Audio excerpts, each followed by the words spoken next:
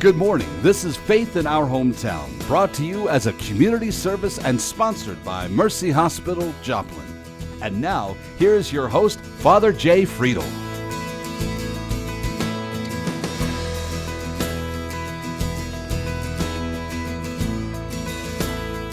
Well, continued Happy New Year to all of you. Thanks for joining us for Faith in Our Hometown, our weekly conversation about things that we hope matter to everybody here in our greater Joplin area. My guest this morning is going to be one of my own colleagues. We were having a conversation a little while back, and the conversation was, why haven't you ever been on the show? And they said, well, maybe you didn't want me to talk to anybody. So I finally, one of the things I don't typically try to ask a whole lot, as many Catholic guests, even though there's plenty of things we could talk about, because I don't want to over-Catholic all of you. And I want to try to keep things balanced here. But I did ask one of my wicked stepbrothers, one of the other Catholic priests in town, Father Joe Weidenbenner, who's the pastor at St. Mary's, to join us this week because we got a few things going on that I think will make a very interesting conversation for all of you. So if you will stick around and be patient with not just one Catholic priest, but actually two of us, we're going to be right back after this Mercy Minute. So grab some coffee, settle in, and get yourself ready. In the words of Jesus, get hold of yourself. It is I. The whole purpose of screening is to catch people who have a significant smoking history early enough where we can do something about it and potentially improve the duration of life. The minimum recommendation for screening is 30-pack years. So usually people who've smoked more than 30-pack years are the ones that we're screening. If we start screening yearly with low-dose CT scans, we can reduce the risk of death from lung cancer by 20 to 25%. Stage 1, 2, and 3 cancers potentially can be cured. When it becomes stage 4, the possibility of cure falls significantly.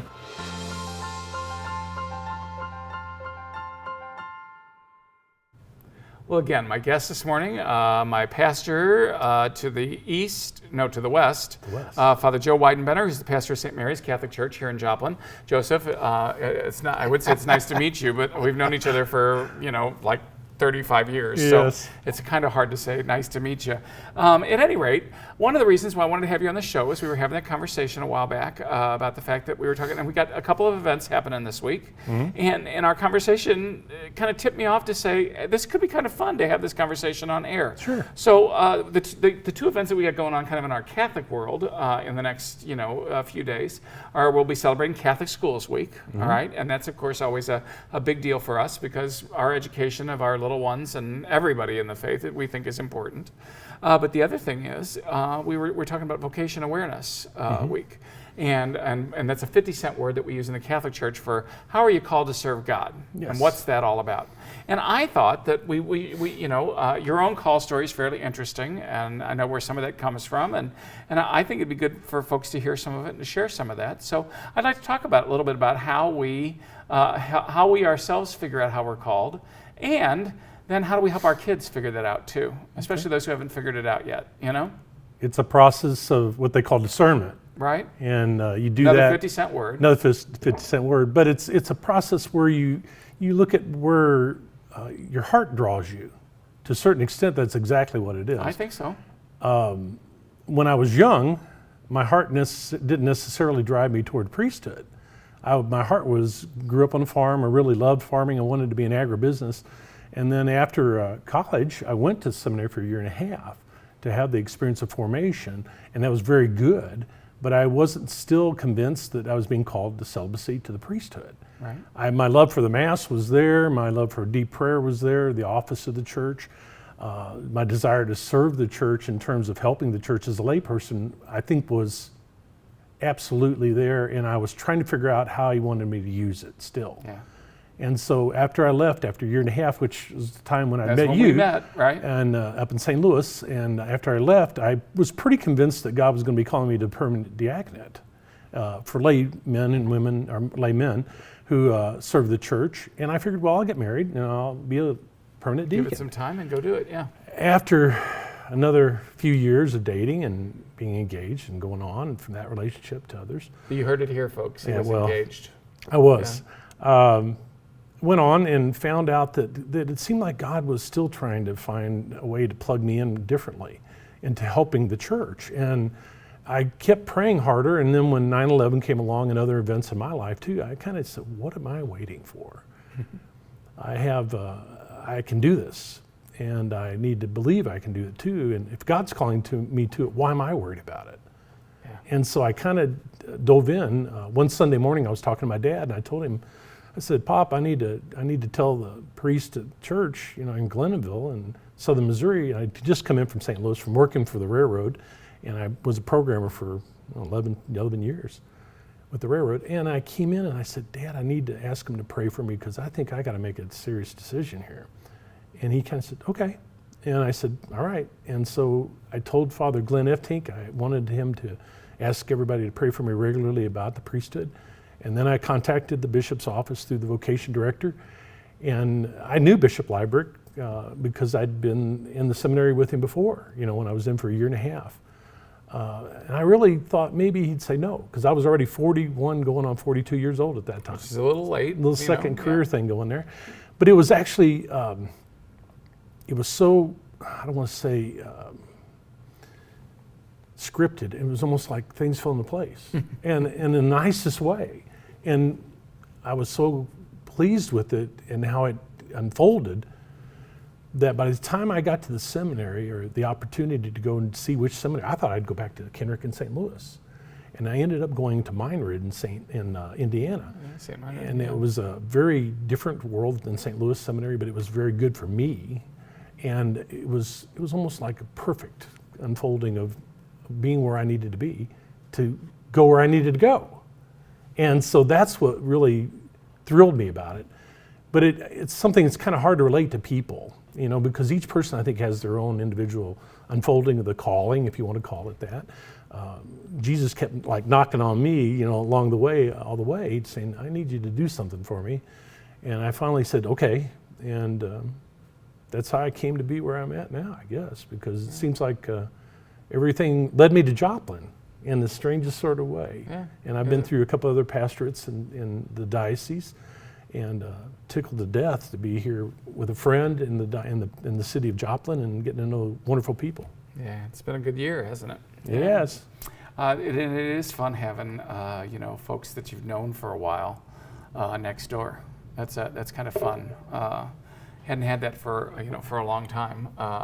But in terms of that, you said something really important, that some of this was, as you explained the process, but before you got going on the process of what happened, you talked about figuring out what was going on in your heart, that it was really a way of trying to figure out how God was pulling your heart in a particular way. I think so.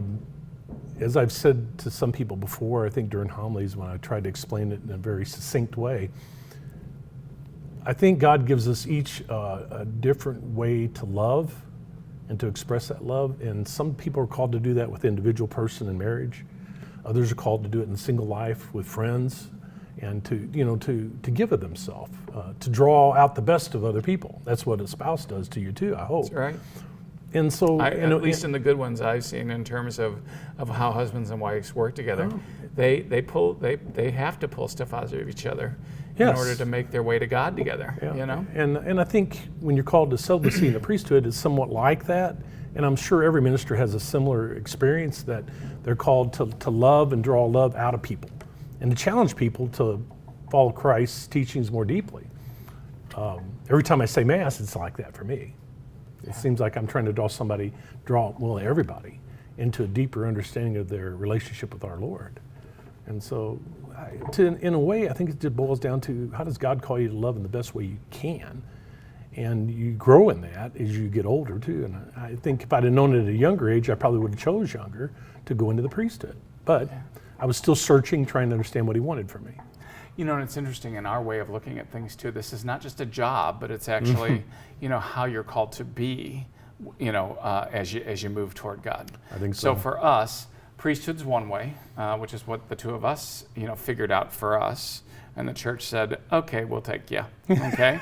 Marriage is the other one that we've already mentioned and discussed in terms of that. And that is probably the most common of the vocations. I mean, in terms of the majority of people wind up married and moving forward, which was as it would be. Some end up in religious life as monks in a monastery, or as sisters. Right. They go into a convent. And those are all valid ways of serving our Lord. And the last one that everybody And single always wants to push off to, Single is life. the single life. Yeah. And I mean, and those are all good ways of serving God.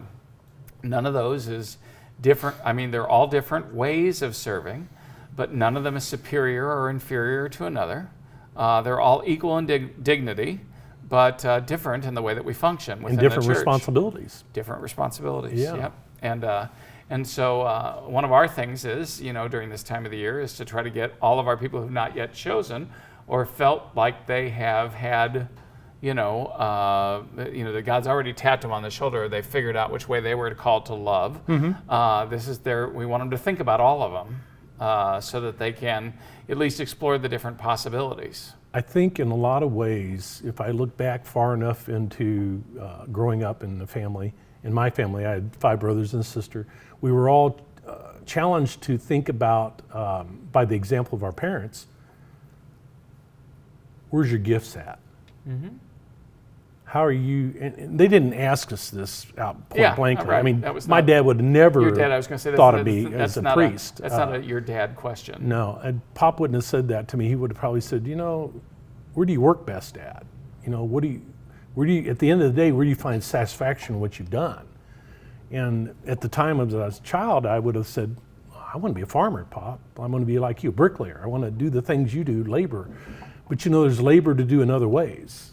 And that's kind of where I kind of came through steps to find myself to priesthood, which is really very wondrous when you think about how God does keep us from tripping over our own 2 feet and leads us in the right direction. And so... Yeah, my dad was in construction too, and he always used to say to me, there's a lot easier ways of making a living. Yeah, Then he'd say, but what do you, but he said, who do you, and my mom and dad were both very good at this. They really wanted me to figure out who I wanted to be, who I thought that I was supposed to be in terms of serving God and supposed to be responding to that some way, somehow. Mom said, I don't care what you guys do for a living, my brother and I don't care what you guys do for a living as long as you're happy and you're serving God.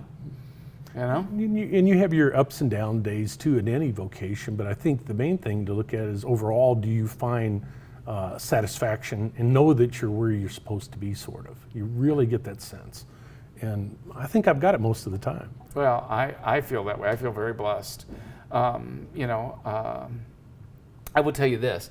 I think that when I'm around people who live married life well, I enjoy being around them. I enjoy being around them, and there's a little part of me that says, that would be nice. It would be. When I'm around my friends who are single, who are not religious or, priests or whatever, and they're single, and I look at their great freedom and what they can do, there's a little part of me that wants to do some of that, would love to do that. When I look at my friends that are in religious communities and all that kind of good stuff, I'm like, whoa, that would be so cool.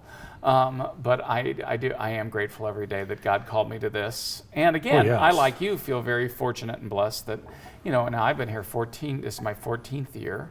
But I feel blessed to have landed in this area too. It's all part of the mystery. We're talking about God's call, and we're talking about to do that. My guest this morning, Father Joe Weidenbenner, who is the pastor over at St. Mary's Catholic Church here in Joplin. So we're going to be right back to talk a little bit more about our calls and how that works, but after a real quick break. So get up, stretch your legs, do what you need to do, but we hope you'll join us for the second half here in just a moment. You're watching Faith in Our Hometown on KSN TV, brought to you as a community service and sponsored by Mercy Hospital, Joplin.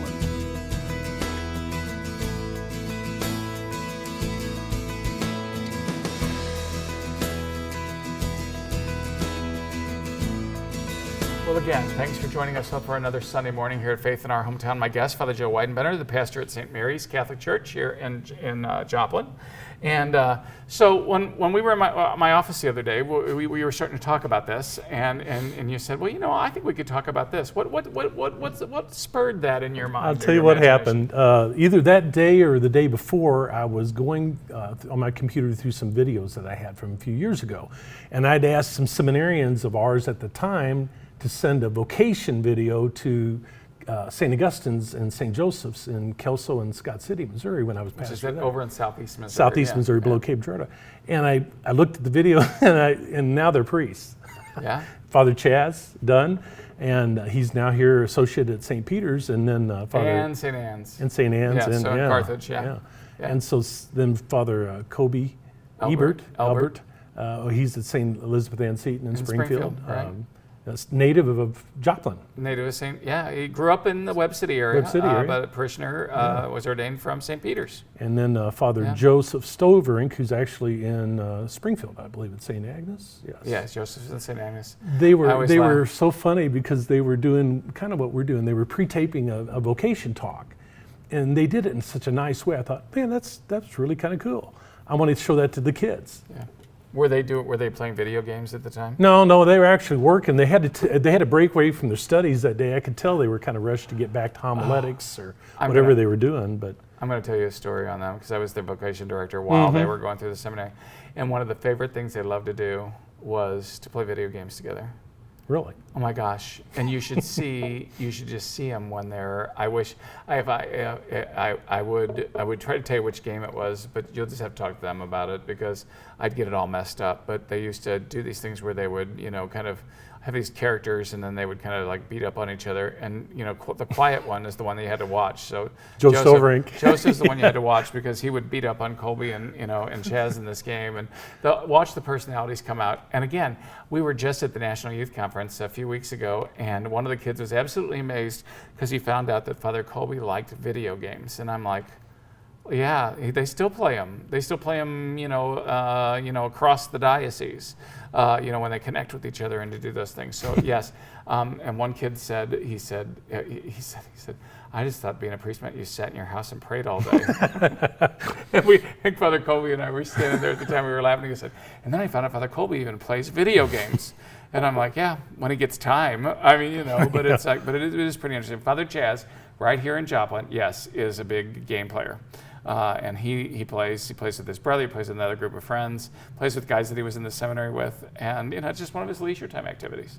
And that's what he does. But yeah, no, we do not sit in our house all day and pray. No. Much the same way that all married couples do not sit in their house and pray all day. Like they'd really get the chance to do that. Nor do the single people, nor do the religious get to stay in their house and pray all day. I guess if you're cloistered, if you're a cloistered monk, you get to stay in your house and pray a little bit more than the average person.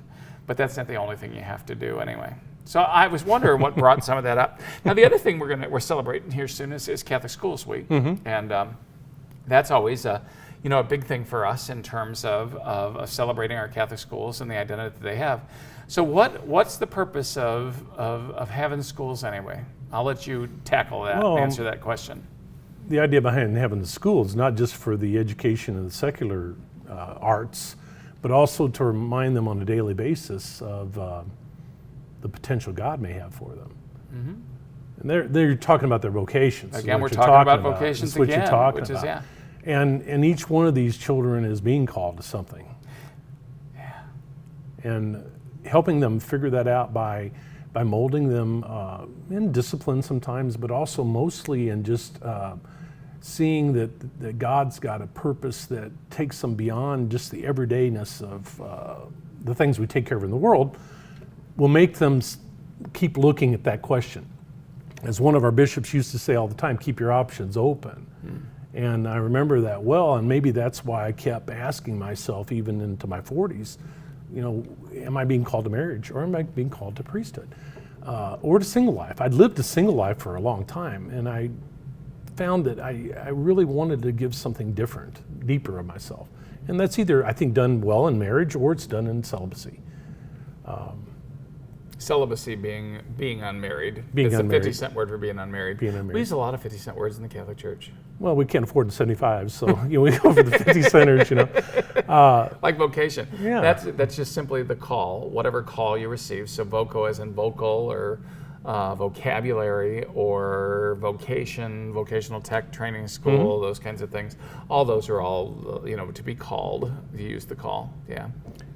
But I think helping children understand their vocation is what parents do as well as schools. Absolutely. And by their example and how they even ask them questions along the way about different things to engage them deeper, they've got a real important opportunity. And then we just supplement that, in my opinion. That's what schools do. That's what our schools are supposed to be. I mean, parents are the primary educators of their children. I mean, we say that loud and clear. We're happy to help all we can. But as I remind parents many times on baptism days is if you don't teach them, you can drag them here, once or twice a year and have me talk to them, but that's not gonna instill them with faith. No. They're gonna say, what was that strange guy up there talking about? What was he doing? But they got to see it lived. If they see it, if our kids see faith lived, then we've got a chance that they're going to live it out themselves. And the same thing is true in terms of, I think that all kids that have seen their parents happily married and living out that vocation well, that's why they always at least consider that as a possibility. I hope so. They've got to if they were going to washed in that daily. Sometimes, for them, it's kind of in some ways harder to choose the other options because they're just a little bit harder to sometimes wrap your brain around when you've not seen that as much. Yeah. One of the things I've learned though from my brothers and my sister in their marriages and stuff is that a lot of times they feel a calling to give themselves to the church and to their children, and they do it in a symbiotic way similar to what we're doing. They really parallel what we're doing in trying to elicit that growth that needs to happen in their own children or grandchildren. We're kind of coming into the generation now we're grandparent ages now, and every time I see my nieces and nephews, I say to them things like, what are you doing for your faith now? Of course they expect that from Uncle Father Joe, as they call me, but it's still Uncle Joe too. And Uncle Joe magnifies exactly what Dad or Mom are saying to him. And so then they take it more seriously. And so I look back and remember the times, and you probably think of these too, like we all do, times when our parents were challenged. There was something going on in life that was very difficult. They had to face it with faith. And those times when I saw my parents go to their knees, in that sense that they really turned to their faith to direct how to react to very stressful moments, and every family has some of some type. You're either clueless or in denial if you don't know that you got tough times as a family. But you have good times too, and even in the good times, we shared those together as family with the church and with the community. I grew up in a very small community, so I had the advantage of knowing almost everybody personally in your little town. Yeah. And so that was a good thing and a bad thing too at the same time, as I'd say, because you got to forgive and forget it more than you remember. And that's a little bit like family life, you got to let go of some things after a while and grow up together. So that's kind of where I got my vocation, I think. Well, and I think that it's a truism that the good times we can hang on to pretty easily. We don't have a tendency, unless something really cements that bound. We don't. And it's like I always say about the cross. The cross only lasted 3 hours, but the resurrections lasted forever, which is the way I think when life gets difficult for us. That's exactly what we do. Yeah. But again, seeing that lived out in our families, seeing that lived out in our parents, seeing that lived out in our grandparents is those were great laboratories in teaching. I mean, my grandma may not have been real educated, but I learned a lot of theology from her. That I didn't have to wait until I got into grad school to learn. I learned it from watching some of what they did, which is kind of amazing when you stop and think about it. That faith gets passed down that way. But it also teaches you how maybe to reach out and to help others find their expression of it. And sometimes when I think about talking to the kids at Mass with the homily and stuff, the examples I use with them are meant to be able to tie them back into their grandparents' thoughts so that they see that reaction, that lived experience, and their parents too. And so sometimes it's easier to do the homilies for the kids' masses than it is sometimes even for the weekend mass. I always laugh because every time I give a kids' mass, the adults always come up and say, "Could you preach like that all the time? Because I think I got it better this since you were talking to the kids." And I'm like, well, I think maybe I got it better too when I was saying it because I was talking to the kids. Sometimes we're in a lighter mood, and maybe that makes it come across better. And so. Yeah, and I will tell you, I will just say this to anybody. if you really want to be enlivened, I say this about St. Mary's School especially, and they're all of our kids together at St. Mary's School. We kind of share Father Joe shares the leadership for St. Peter's and Macaulay the same way that I share the leadership for St. Mary's. It's just we're kind of all one big happy family.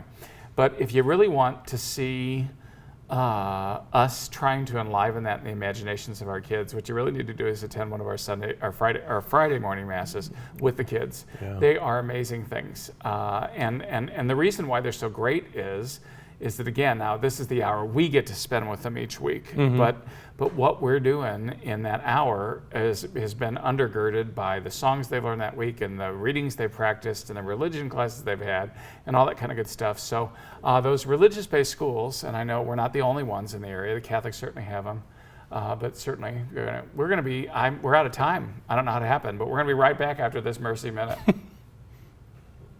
Lung cancer is the leading cause of cancer deaths in the U.S., and now we have an effective tool to screen for it. A low-dose CT uses a lower amount of radiation than a standard chest CT. Breathe in. Better detailed pictures than a chest x-ray of small abnormal areas of the lung. A person must be between 55 to 77 years old, asymptomatic, which means they don't have any symptoms such as coughing up blood, chronic cough, shortness of breath, unusual weight loss, or any other worrisome symptoms. They must also be a current smoker or have quit within the past 15 years, also must have a 30-pack year history or more, which equates to smoking 1 pack a day for 30 years, or 2 packs a day for 15 years. People generally avoid these scans possibly due to fear of what could be found. Like many other cancers, if we can detect lung cancer early, it could be very treatable and life-saving.